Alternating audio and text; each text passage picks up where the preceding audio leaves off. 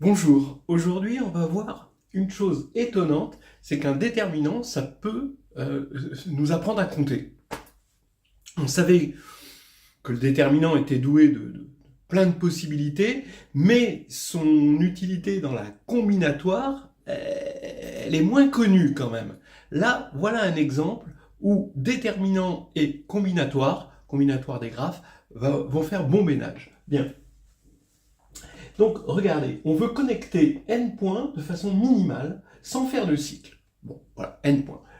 Tout de suite un exemple, n égale 3, 1, 2, 3. Donc les points sont étiquetés, hein, c'est des sommets.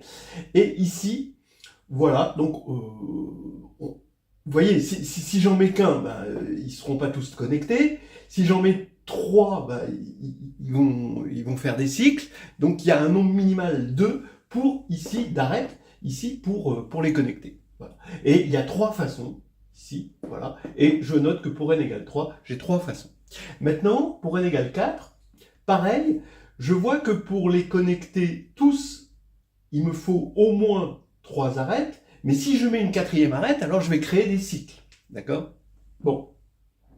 Maintenant, le nombre de façons, donc il me faut 3 arêtes, hein, et le nombre de façons de connecter tout ça, eh bien, on en trouve 16 que vous avez dessinées ici. Voilà. Alors bon, je ne les ai pas numérotés, mais 1, 2, 3, 4, hein, c'est des sommets, ils sont étiquetés. Évidemment, hein, vous voyez bien, au niveau graphe, ce graphe, c'est le même graphe que celui-ci, mais à étiquette près, c'est différent. Alors, ces objets s'appellent des arbres, c'est-à-dire ce sont des graphes connexes et sans cycle, voilà. Et on veut finalement compter le nombre d'arbres étiquetés, c'est-à-dire que pour moi, ces deux arbres sont pas les mêmes parce que c'est pas les mêmes étiquettes. Hein, les étiquettes, c'est les noms qu'on met au sommet. Et on veut compter le nombre d'arbres étiquetés en fonction de n. Alors, on va admettre des petites choses, hein, c'est du menu fretin ça. Hein.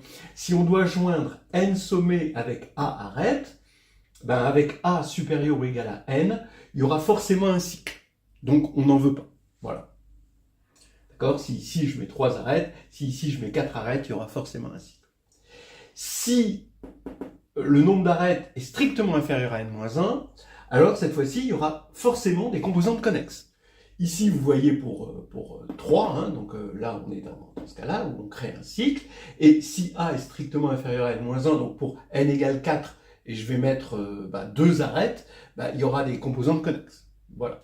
Alors maintenant, troisièmement, bon, on imagine bien que si A est égal pile à n-1, le fait que le graphe soit connexe est équivalent à dire qu'il est sans cycle.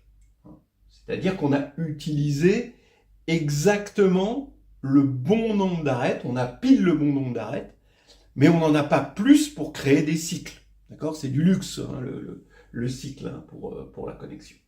Donc, c'est ce qu'on va appeler un arbre. Donc, on l'a dit, un arbre, c'est un graphe connexe sans cycle. Voilà.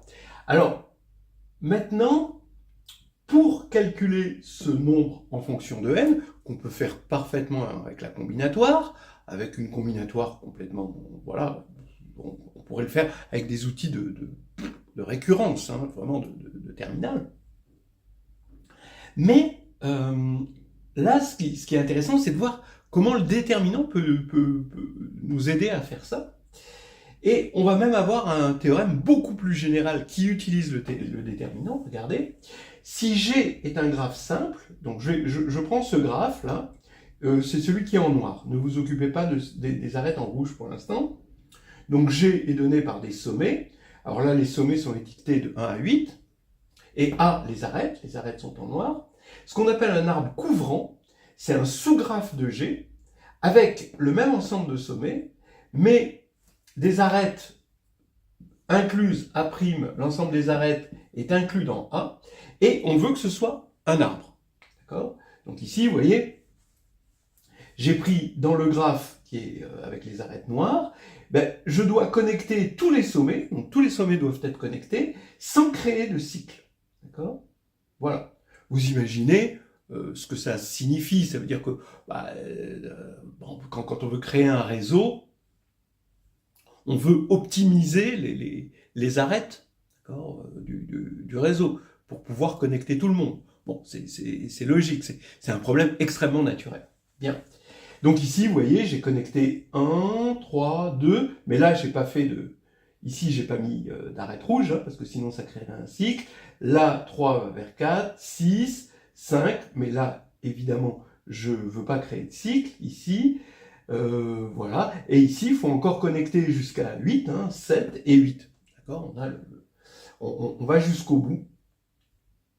Voilà. Donc, ce problème-là, je vais le remplacer par un problème plus fort, hein, le problème des arbres couvrants, ici, puisque c'est ça un arbre couvrant, c'est l'arbre en rouge. Je vais compter pour n'importe quel graphe le nombre d'arbres couvrants du graphe. Ça, c'est extrêmement fort. Voilà. Et le problème initial, donc le problème ici, ça revient à compter les arbres couvrants de ce qu'on appelle le graphe complet. Donc vous prenez par exemple n égale 4 ici. Donc vous avez ici un graphe complet, voilà, où on prend toutes les arêtes possibles. Donc il y a toujours 2 parmi n arêtes, il y a n sommets et 2 parmi n arêtes. Et on veut les graphes couvrants de ce graphe complet. Voilà. C'est exactement ça. Voilà. Donc, si j'ai la solution pour le graphe quelconque, je vais prendre pour G le graphe complet, et je vais compter le nombre d'arbres couvrant le graphe complet, ben forcément, ce sera le nombre d'arbres à n éléments, puisqu'il est complet. Voilà tout le programme, et maintenant, ce qu'on va découvrir, c'est comment le déterminant va faire son entrée en scène dans cette histoire. Alors, je vais appeler C la matrice d'adjacence du graphe. Alors, orienté, on va voir comment. Donc, vous voyez, par exemple, je vais prendre le graphe complet à 4 éléments. D'accord ? En ligne, ici, chaque ligne va être indexée par un des sommets du graphe 1, 2, 3, 4. Donc, je vais mettre 1, 2, 3, 4. Et les colonnes sont indexées par les arêtes. Donc là, j'ai A, B, C, D.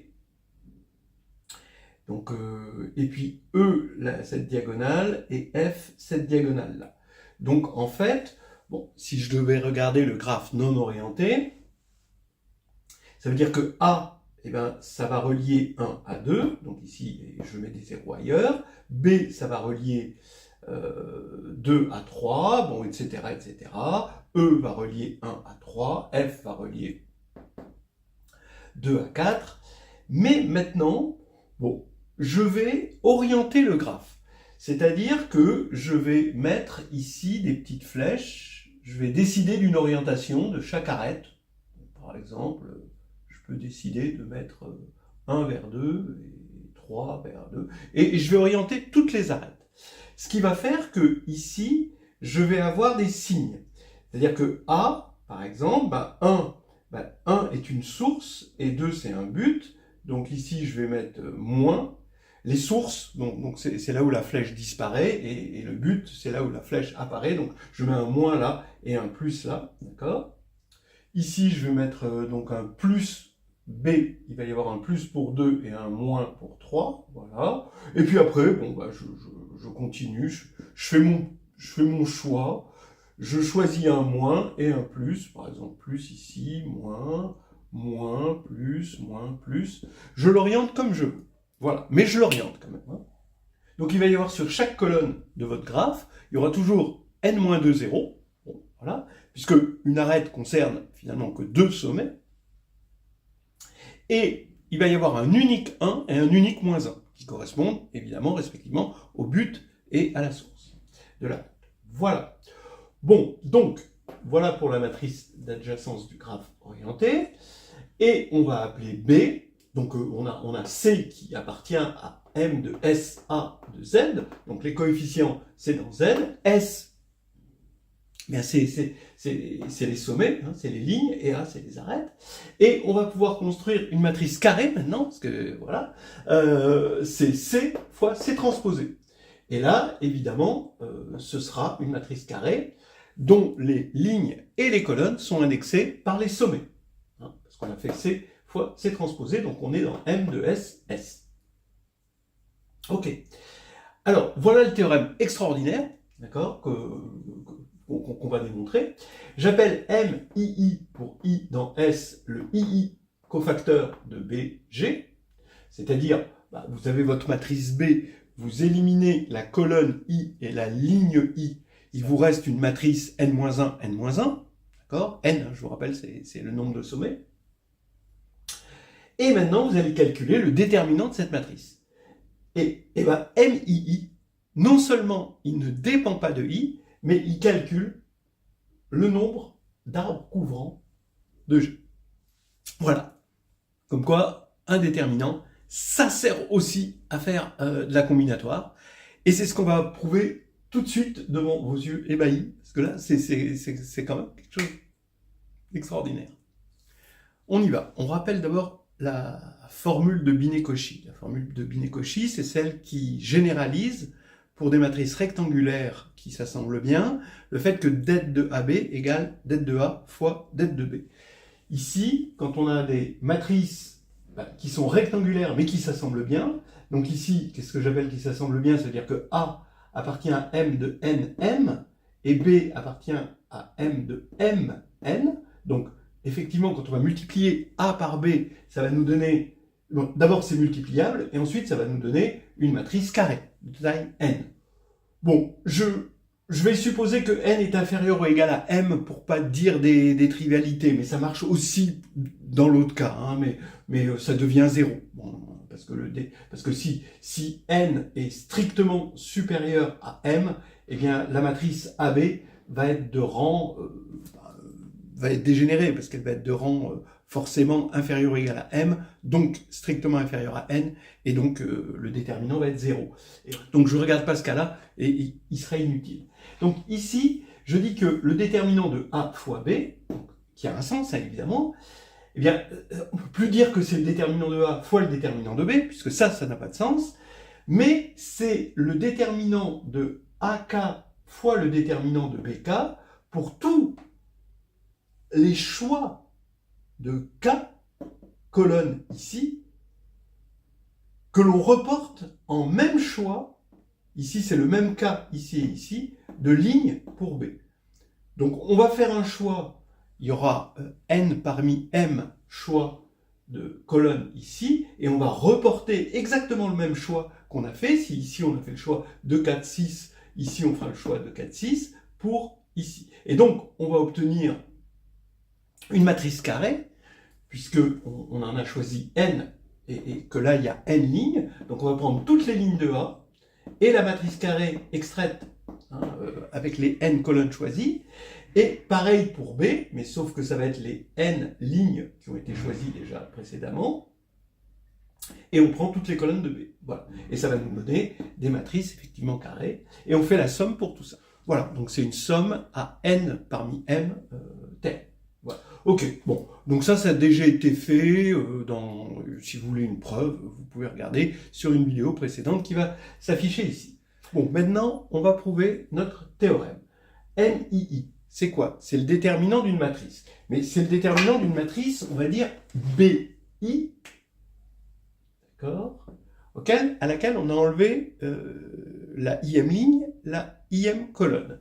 Mais finalement, si j'enlève ici la IM ligne de CI, qui correspond finalement au sommet I, je l'enlève, et que je fais CI ici, transposé, je vais avoir évidemment BI égale CI, CI transposé. Donc maintenant, j'ai cette matrice CI. C'est pas tout à fait la matrice d'un graphe, puisque c'est un graphe auquel on a enlevé un sommet. Donc, comme le graphe est connexe, on a des arêtes orphelines, forcément. C'est-à-dire des arêtes qui vont avoir peut-être un sommet, mais pas de source. Hein, voilà. Ou l'inverse. Et donc, MII, c'est le déterminant de BI. Donc, ça va être la somme. Je vais faire un choix, puisqu'il y a n-1 ligne maintenant. Hein, je vais faire un choix de n-1 arête, bien sûr, dans mon graphe, ici. Il faut se concentrer sur ce graphe-là. Il faut imaginer qu'on a enlevé, je ne sais pas moi, 7 par exemple, hein, I égale 7. Et on va appliquer Binet-Cauchy. Donc on fait ce choix de n-1 arête. Pour ce choix-là, on va avoir le déterminant de m et le déterminant de m transposé, évidemment. voilà. Ce qui nous fait une somme pour tous les choix de n-1 arêtes qu'on a ici. Donc ici, n-1, n, c'est 8, hein, donc n-1, il faut choisir 7 arêtes parmi les arêtes noires, attention, hein, les arêtes noires. Et on va avoir donc une somme de det de m au carré. Et maintenant, regardez, pourquoi le déterminant nous permet de compter, c'est que si le choix des arêtes, ici, finalement, le choix des arêtes, ça va être le choix de n-1, donc ici 7 arêtes. Donc exactement ce qu'il faut pour faire un arbre couvrant, éventuellement, ou pas, d'accord? Parce qu'on peut créer des cycles, ou on peut créer des composantes connexes. Bon.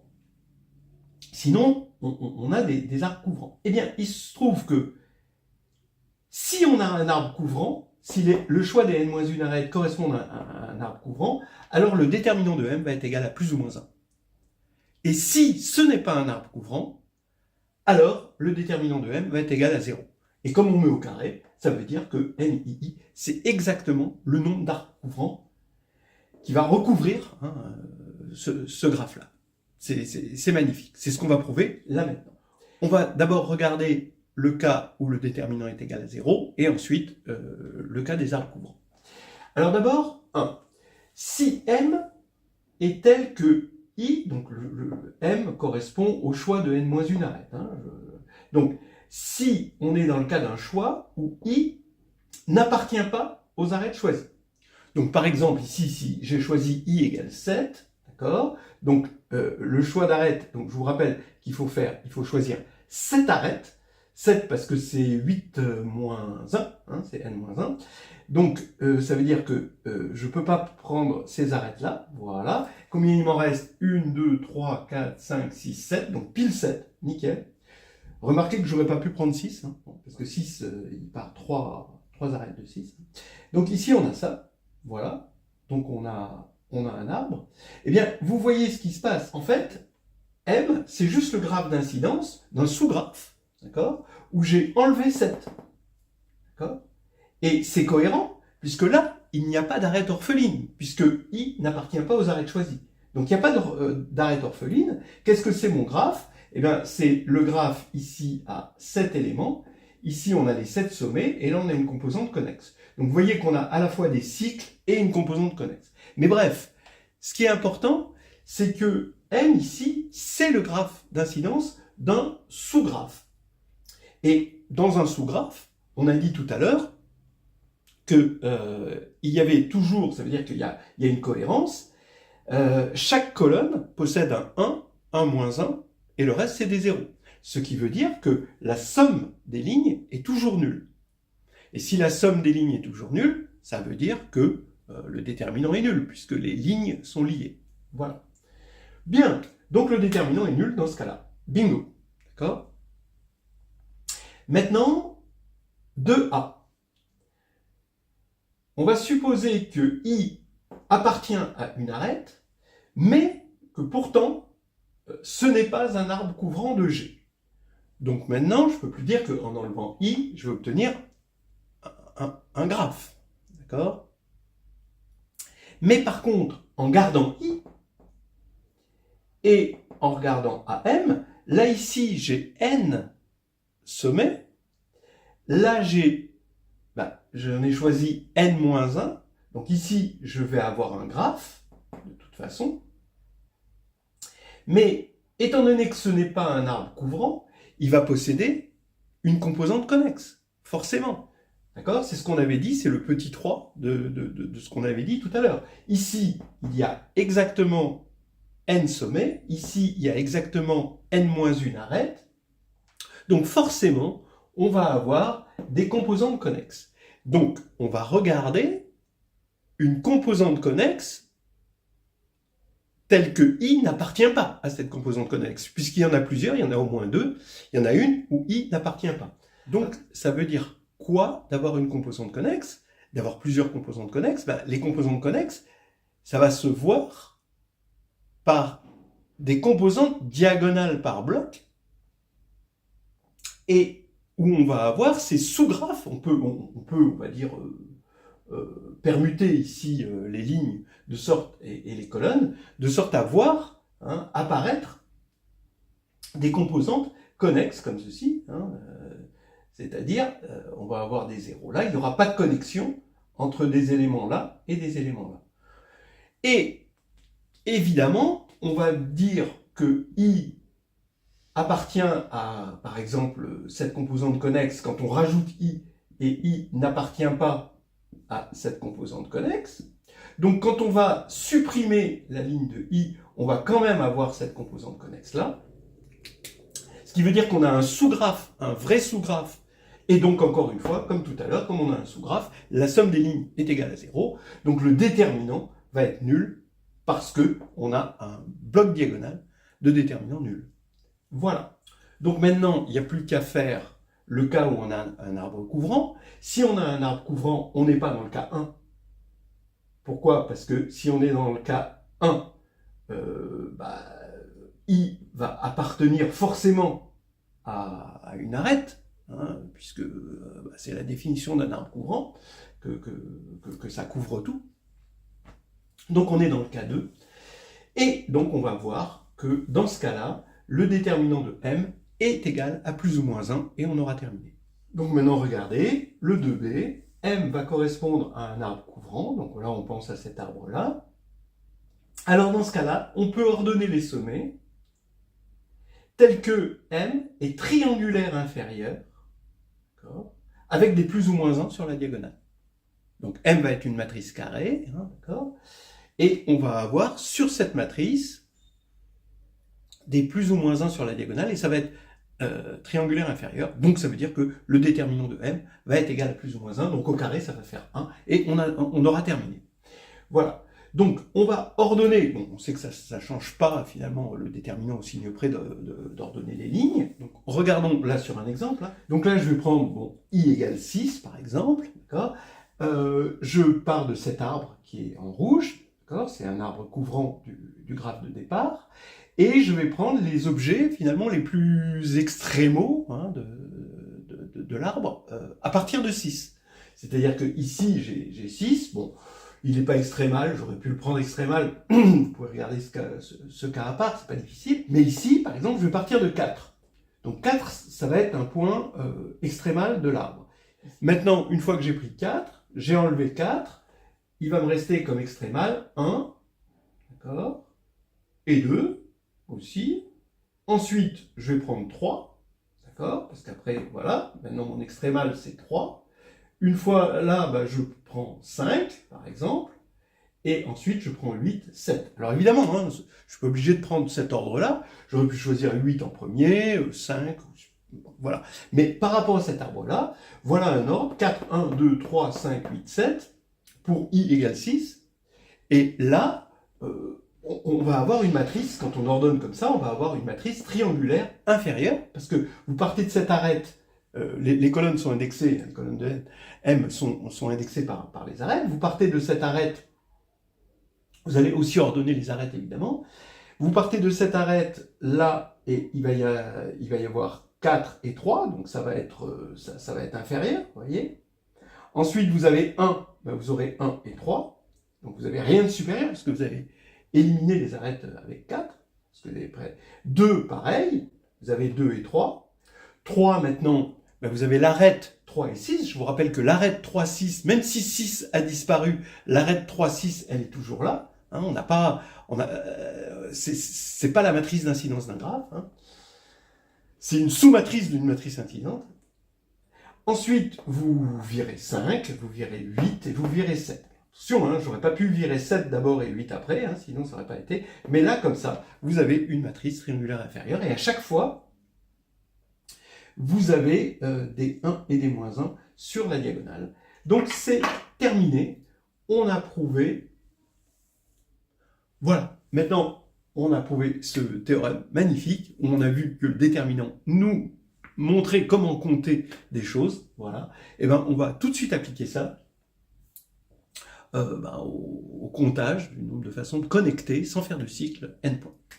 Donc on va voir la puissance de ce théorème à la facilité d'obtenir des corollaires, et ça c'est la formule de Cayley. Donc il y a n puissance n-2 façons de connecter n points sans faire de cycle. Donc on retrouve cette formule. Si on prend n égale 3, ça fait 3 puissance 1, ça fait les 3 graphes qu'on avait trouvés au début. Si on prend n égale 4, ça fait 4 au carré, ça fait les 16 graphes. Si on prenait 5, ben, essayez de trouver 125 graphes. Et là maintenant, on va le faire, ben, c'est vraiment une partie de plaisir. On part donc de notre graphe complet, on avait dit qu'il fallait partir du graphe complet. On va regarder la matrice B associée au graphe complet. Donc on va faire la matrice d'incidence C fois sa transposée. Alors quand on va regarder LI, qu'est-ce qu'on va avoir pour LI? Ben, on va avoir, donc ici, d'accord, c'est la ième ligne de notre matrice C. Ici, on va avoir que des zéros pour les arêtes. Hein, chaque colonne ici, chaque composante, c'est l'appartenance de I à une arête. Donc il va y avoir, de I, il va y avoir n-1 arête, donc n-1 fois, plus ou moins 1. Et le reste, c'est des zéros. Donc LI, le produit scalaire, ça va être n-1, forcément. C'est une somme de plus ou moins 1 au carré, et où il y a n-1 fois, plus ou moins 1, qui correspond aux arêtes qui touchent I. Bien, dans le graphe complet. Maintenant, LI, le produit scalaire LI, eh bien, quand on a deux lignes, où est-ce qu'il va y avoir des non-zéros communs? Donc, quand on va sommer dans le produit scalaire, on va avoir que des zéros, il va y avoir un non-zéro commun dès qu'il y a une arête qui contient à la fois I et J, mais il n'y en a qu'une seule. Et à ce moment-là, il va y avoir soit I qui va porter le 1 et J le moins 1, ou l'inverse. Mais le produit, de toute façon, ça va être moins 1. Donc ici, le produit, ça fait moins 1. Quand on va regarder la matrice qui est constituée de tous ces produits scalaires-là, que j'ai appelé B, eh bien, je vais avoir des n-1 sur la diagonale et des moins 1 partout ailleurs. Donc maintenant, NII, qu'est-ce que c'est? C'est le déterminant. Donc, vous voyez bien ici, je prends un I quelconque, j'enlève ici la ième ligne, la ième colonne, ça va me faire le même genre de matrice, sauf qu'elle est réduite, elle est de taille n-1. D'accord? Et il faut faire ce déterminant, d'accord, d'une matrice de taille n-1. Donc je prends la matrice J de taille n-1 avec que des 1, et je remarque que ce déterminant, c'est n fois l'identité de taille n-1 moins J. Donc ça fait le polynôme caractéristique de J appliqué en n.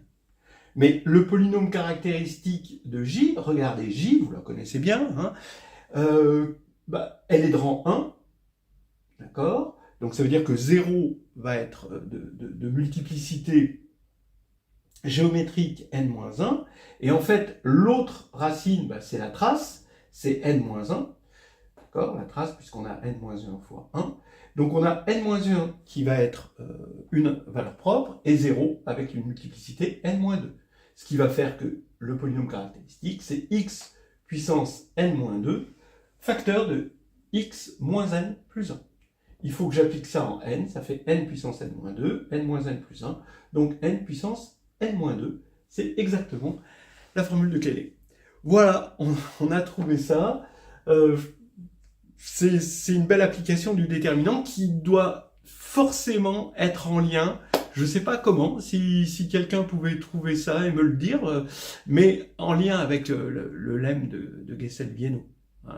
Ça sent le lemme de Gessel-Bienot à plein nez. Mais oui, j'aimerais bien savoir comment. J'ai pas encore réfléchi, c'est juste une intuition comme ça. Voilà, en tout cas, on va s'arrêter là.